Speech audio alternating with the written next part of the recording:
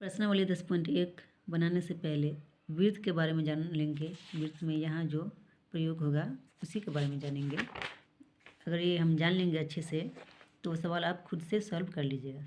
यहाँ 3 वृत्त दिया हुआ है और 3 रेखा भी है। इन तीनों का मतलब समझ लेंगे तो आगे जो सवाल है वो आप खुद से बना लीजिएगा।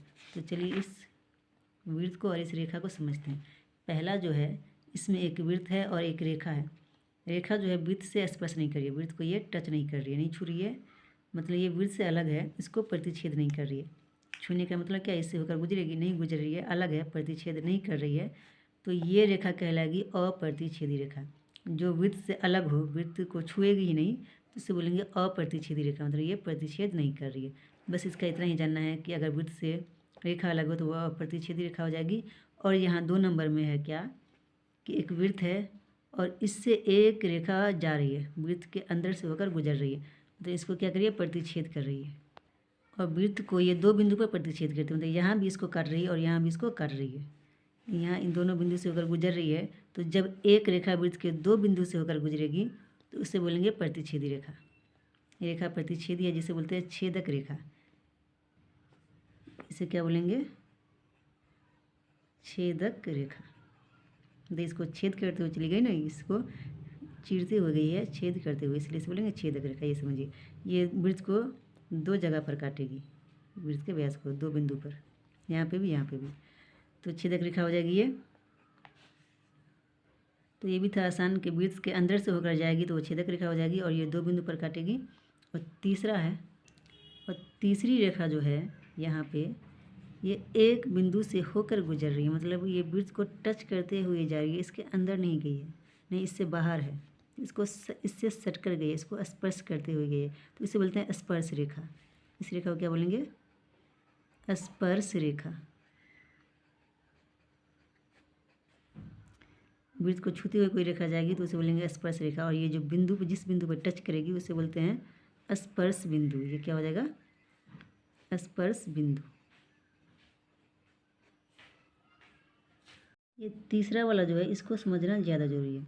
ये हमेशा याद रखना है, एक वृत्त को टच करते हुए जाने वाली रेखा को, एक बिंदु पर टच करते हुए जाने वाली रेखा को बोलते हैं स्पर्श रेखा। और जो बिंदु होते हैं उसे बोलते हैं स्पर्श बिंदु। ये बिंदु जो है वृत्त के लिए भी है और रेखा के लिए भी है, मतलब ये दोनों के लिए है। जो दोनों के लिए रहते हैं उसे बोलते हैं उभयनिष्ठ। ये बिंदु क्या कहलाएगी, उभयनिष्ठ बिंदु। जो दोनों में आएगा वो हो जाएगा उभयनिष्ठ, जिसको इंग्लिश में बोलते हैं कॉमन। जो दोनों में रहता है क्या रहता है, कॉमन रहता है। तो ये इस वृत्त के लिए भी बिंदु है और इस रेखा के लिए बिंदु है, तो इसे बोलेंगे उभयनिष्ठ बिंदु। ये उभयनिष्ठ बिंदु ही कहलाता है स्पर्श बिंदु। तो तीनों समझ गए हो गए। तो स्पर्श रेखा जो होता है वृत्त के एक बिंदु से स्पर्श करते हुए गुजरती है, और छेदक रेखा जो होती है वृत्त के 2 बिंदु से प्रतिच्छेद करते हुए गुजरती है, और अप्रतिच्छेदी रेखा जो होती है वृत्त से अलग रहती है, उसको प्रतिच्छेद ही नहीं करती है। समझ गए हैं, तो थोड़ा और समझ लेते हैं स्पर्श रेखा के बारे में। यहाँ पर एक ये स्पर्श रेखा है और दूसरी ये वृत्त को स्पर्श करते हुए जा रही है, तो स्पर्श रेखा है। तो यहाँ ये दोनों जो है एक समांतर एकदम से सीधे जा रही है, दोनों की दूरी क्या है, बराबर है बीच की दूरी, तो इसे बोलते हैं समांतर, जो कभी एक दूसरे को काटेगी नहीं। वृत्त जो है 2 समांतर स्पर्श रेखा बनाती है, ठीक है। स्पर्श रेखा जो समांतर होगी वो उसकी संख्या कितनी हो जाएगी, 2 हो जाएगी। तो सवाल में आएगा कि एक वृत्त की कितनी समांतर स्पर्श रेखाएं हो सकती है, तो एक वृत्त की 2 समांतर स्पर्श रेखाएं हो सकती हैं। और कितनी स्पर्श रेखाएं होंगी, तो अनगिनत। एक वृत्त की कितनी स्पर्श रेखाएं होंगी, तो अनगिनत। और कितनी समांतर स्पर्श रेखाएं होंगी, तो 2। ये दोनों ही जो समांतर है। तीसरा अगर खींचेंगे तो ये तो वृत्त से बाहर हो जाएगा, सीधा तो होगा, समांतर तो होगा, लेकिन वृत्त से बाहर हो जाएगा तो ये स्पर्श रेखा नहीं कहलाएगा। ये क्या हो जाएगा, वृत्त से बाहर अप्रतिच्छेदी रेखा। और अगर इधर से समांतर करेंगे तो इसके अंदर से गुजरेगा तो ये हो जाएगा छेदक रेखा। तो 2 ही समांतर स्पर्श रेखा होगी। और वैसे कहीं से भी हम स्पर्श रेखा खींच सकते हैं वृत्त के, किसी भी जगह से, किसी भी, यहाँ पे दे दिए, यहाँ से एक स्पर्श रेखा खींच सकते हैं इस तरह से। फिर मान लो यहाँ है एक बिंदु, तो फिर यहाँ से भी एक स्पर्श रेखा खींच सकते हैं। इसी तरह अनगिनत स्पर्श रेखाएं खींची जा सकती है एक वृत्त पर। एक वृत्त पर अनगिनत स्पर्श रेखाएं खींची जा सकती है, लेकिन समांतर स्पर्श रेखाएं 2 ही होगी। अगर इधर से ये एक समांतर है, मान लीजिए ये एक स्पर्श रेखा है, तो नीचे भी इसी तरह से यहाँ से अगर गुजारेंगे तो ये भी क्या हो जाएगी, स्पर्श, इससे सट कर जाएगी, छेद करेगी नहीं, पार नहीं करेगी। तो ये एक समांतर रेखा, ये दोनों भी हो जाएगी। तो ये दोनों आपस में समांतर है, तो 2 ही है। तो समांतर रेखाओं की संख्या कितनी है स्पर्श रेखा की, 2 ही है। ये दोनों आपस में समांतर, ये दोनों आपस में समांतर, इस तरह ऐसे अगर खींचेंगे तो ये दोनों आपस में समांतर, तो समांतर रेखा की जो संख्या होगी 2 ही होगी स्पर्श रेखा की, और वैसे स्पर्श रेखा की संख्या अनेक होगी, बहुत सारी होंगी। अब सवाल की तरफ हम बढ़ते हैं। पहला सवाल है, एक वृत्त की कितनी स्पर्श रेखाएं हो सकती हैं? तो एक वृत्त की कितनी स्पर्श रेखाएं हो सकती हैं? अनेक हो सकती है, यहाँ से बना सकते हैं, यहाँ से बना सकते हैं, कहीं से भी स्पर्श रेखा खींच सकते हैं पूरे वृत्त में। तो एक वृत्त की कितनी स्पर्श रेखाएं होंगी? तो अनेक होंगी। तो लिख देंगे आंसर में, एक वृत्त की अनेक स्पर्श रेखाएं हो सकती है।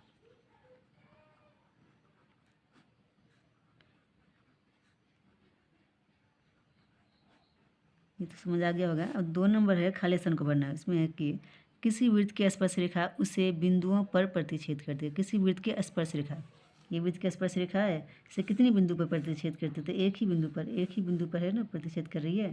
तो स्पर्श रेखा एक बिंदु पर स्पर्श करती है, प्रतिच्छेद करती है। तो इसमें है कि किसी वृत्त की स्पर्श रेखा उसे बिंदु पर प्रतिच्छेद करती है, तो एक बिंदु पर करती है, तो यहाँ पर लिख देंगे एक। 2 नंबर सवाल है, वृत्त को 2 बिंदुओं पर प्रतिच्छेद करने वाली रेखा। वृत्त को 2 बिंदु पर, मान लो ये वृत्त है, इसका ये एक बिंदु है और ये एक बिंदु है, यहाँ अगर प्रतिच्छेद करेगी तो कह दिए थे कि 2 बिंदु पर प्रतिच्छेद करेगी तो क्या हो जाएगा? छेदक। जो वृत्त के आर पर गुजर जाएगा वो क्या कहलाएगा? छेदक रेखा। तो है कि वृत्त को 2 बिंदुओं पर प्रतिच्छेद करने वाली रेखा को छेदक रेखा कहते हैं। इसमें हो जाएगा छेदक रेखा। ये ऑब्जेक्टिव में अक्सर पूछा जाता है ये सब सवाल।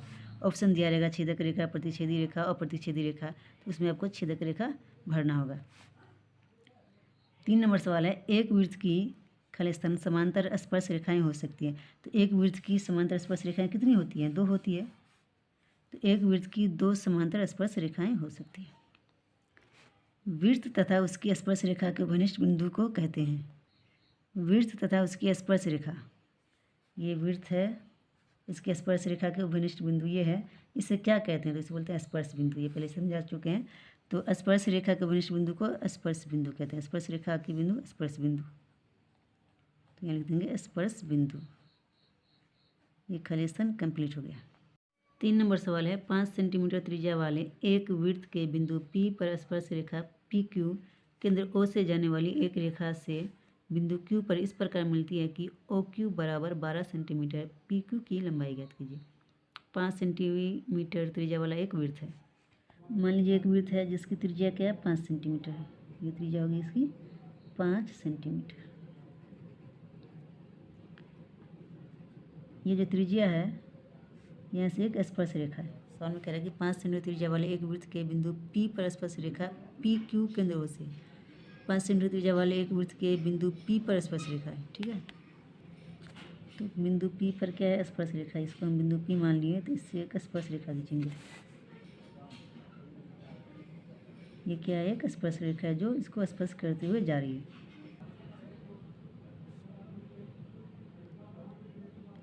PQ क्या है? स्पर्श रेखा। तो ये P है, तो ये क्या हो जाएगा? Q। एक स्पर्श रेखा है, इसके आगे कह रहा है कि O से जाने वाली एक रेखा से बिंदु Q इस प्रकार मिलती है कि OQ बराबर 12 सेंटीमीटर। O जो होगा वो केंद्र है, इससे जाने वाली, यहाँ से एक रेखा जाती है जो होता है OQ, मतलब O को Q से मिलाएंगे तो OQ हो जाएगा, हो गया OQ। OQ बराबर है 12 सेंटीमीटर, तो OQ हो गया 12 सेंटीमीटर। PQ की लंबाई बताइए। अब ये PQ कितना है ये निकालना है, ये पता नहीं है कि ये कितना है, हमें यही ज्ञात करना है। ऑप्शन में दिया हुआ है 12 सेंटीमीटर, 13 सेंटीमीटर, 8.5 सेंटीमीटर और रूट अंडर 119 सेंटीमीटर। इसमें से क्या होगा? तो यहाँ सबसे पहले ये जो त्रिज्या है, ये स्पर्श रेखा पर त्रिज्या बनाए हैं, तो ये 90 डिग्री का कोण बनाएगी। ये एक सूत्र होता है कि अगर त्रिज्या स्पर्श रेखा से टच करेगी, छुएगी स्पर्श रेखा को, तो वहाँ पे 90 डिग्री का कोण बनेगा। जब भी स्पर्श रेखा पर त्रिज्या हम बनाएंगे तो उसका कोण हो जाएगा 90 डिग्री। इस पर ये लंब होता है। लंब कितना होता है? 90 डिग्री का। तो 90 डिग्री अगर किसी त्रिभुज में है तो वो त्रिभुज हो जाएगा समकोण। समकोण त्रिभुज में एक कोण होता है 90 डिग्री, तो 90 डिग्री के सामने वाली भुजा को बोलते हैं कर्ण। तो 12 हो गया कर्ण, लिख देंगे। इससे ज़्यादा तो बस आंसर ही लाना है ना, तो इससे ज़्यादा ठीक से लिखने की जरूरत नहीं, बस इतना लिख दो कि कर्ण बराबर 12 सेंटीमीटर। इसको आधार मान लेंगे तो ये क्या हो जाएगा? लंब हो जाएगा। और आधार बराबर है 5 सेंटीमीटर। हमें लंब ज्ञात करना है, तो लंब बराबर सूत्र हो जाएगा रूट अंडर कर्ण स्क्वायर घटे आधार स्क्वायर। लंब जो है पी क्यू है, तो यहाँ पे लिख देंगे पी क्यू बराबर कर्ण स्क्वायर है 12, तो 12 का स्क्वायर माइनस आधार है 5, तो 5 का स्क्वायर। या पी क्यू बराबर 12 को 12 से गुना करेंगे तो 144 हो जाएगा, 5 को 5 से गुना करेंगे तो 5 पंचे 25। 144 में से 25 घटाएंगे, 14 में से 5 जाएगा तो 9 हो जाएगा, ये बच गया 3, 3 में से 2 गया 1, और ये 1 है 119। पी क्यू बराबर हो जाएगा 119 सेंटीमीटर, रूट अंडर 119 सेंटीमीटर।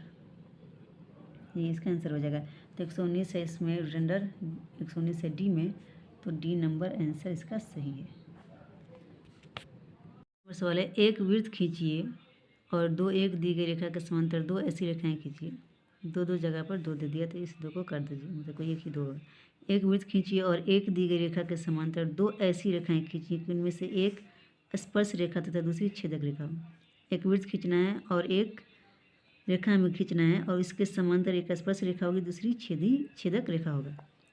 तो सबसे मान लीजिए कि हमने ये एक वृत्त खींच लिए हैं, यहाँ कोई एक रेखा लेना है। मान लीजिए क्या ये एक रेखा है, इसी रेखा के समांतर में हमें खींचना है एक छेदक रेखा और एक स्पर्श रेखा। तो स्पर्श रेखा इसके समांतर यहाँ पे आएगा, इसको स्पर्श करते हुए जाएगा वृत्त को, तो हो जाएगा वो स्पर्श रेखा। तो ये इसको स्पष्ट करेगा, ये होगी एक स्पर्श रेखा। और फिर एक हमको चाहिए छेदक रेखा भी। सवाल में है स्पर्श रेखा भी और छेदक रेखा भी। तो छेदक रेखा जो वृत्त को पार कर जाए, अंदर से होकर गुजरेगी, तो इसी के समांतर लेना है ना। तो एक यहाँ पे ले लेंगे, मान लीजिए ये एक हो गई समांतर, तीनों क्या हो जाएगा, एक दूसरे के समांतर होगा। ये इस तरह से सीधा जाता रहेगा और ये भी एक तरह से सीधा जा सकता है। इसको हम नाम दे देंगे A B C D E F, या कुछ और भी नाम दे सकते हैं। तो हम इसमें लिख देंगे, इस तरह से इसको लिखेंगे। ये चित्र बनाने के बाद इसको ओ मान लीजिए केंद्र। रेखा ई एफ के समांतर, ई एफ के समांतर स्पर्श रेखा सी डी,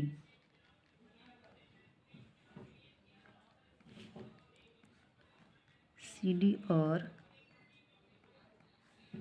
छेदक रेखा क्या हो गया, ए बी।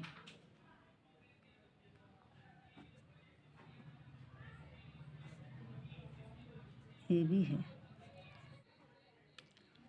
यहाँ ई एफ रेखा हम लिए, क्योंकि सवाल में कह रहा था कि एक वृत्त खींचिए और एक दी गई रेखा, तो एक दी गई रेखा क्या मान ली, ई एफ है, के समांतर दो ऐसी रेखाएं खींचिए। इसके ही समांतर में दो ऐसी रेखाएं खींचना था कि उनमें से एक स्पर्श रेखा हो, उनमें से क्या स्पर्श रेखा, दूसरी छेदक रेखा। एक रेखा लेना था, उसमें दो ऐसी रेखा खींचनी थी समांतर, जिसमें एक स्पर्श रेखा होती है, दूसरा छेदक रेखा होता है। तो ऐसे ही बना दिए हैं। ये एफ एक रेखा लिए हैं जिसमें सी डी क्या स्पर्श रेखा है, और ये भी छेदक रेखा है। एक दूसरे ये वृत्त को पार करेंगे तो छेदक रेखा, ये वृत्त को छूती होगी तो स्पर्श रेखा। जो बनाए हैं चित्र में वही को लिख दिए हैं, तो ये इसका आंसर हो जाएगा।